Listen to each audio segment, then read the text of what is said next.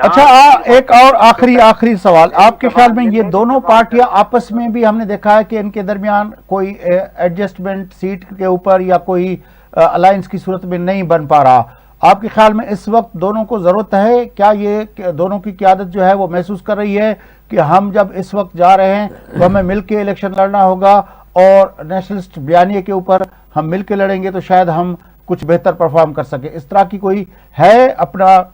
ان کو pressure feel ہو رہا ہے، کوئی فیلنگ ہے دونوں پارٹیوں کی قیادت کے پاس؟ دیکھیں میں صرف اس کو ایک لفظ کر کے پہلے اس بات کو میں کمپلیٹ کر لوں، تمام ان حصوں سے گزرتے ہوئے آئے تو کوئٹہ میں بھی رہے تو اس طرح وہ نہیں تھا،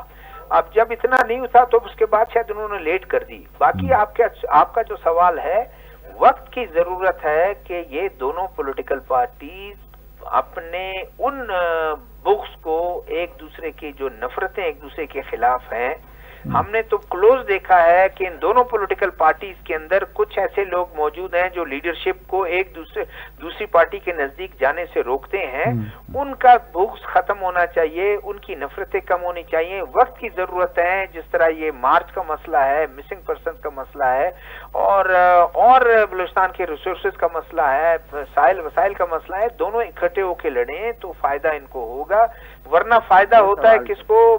جے یو آئی کو فائدہ ہوتا ہے، فائدہ ہوتا ہے ان انڈیویجول کو، فائدہ ہوتا ہے، فائدہ ان الیکٹیبلز کو ہو جاتا ہے، ان دونوں کو ایک دوسرے کے خلاف لڑتے رہتے ہیں۔ یہی ہوتا ہے کہ 65 کی ایوان میں یہ 4 سیٹیں 5 سیٹیں لے کے کامیاب ہوتے ہیں اور ساتھ بیٹھ جاتے ہیں، اور اگر تھوڑا سا ان کو اسپیس،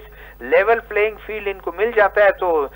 پچھلی دفعہ 2013 میں نیشنل پارٹی 10 سیٹیں لے کے بیٹھی ہوئی تھی،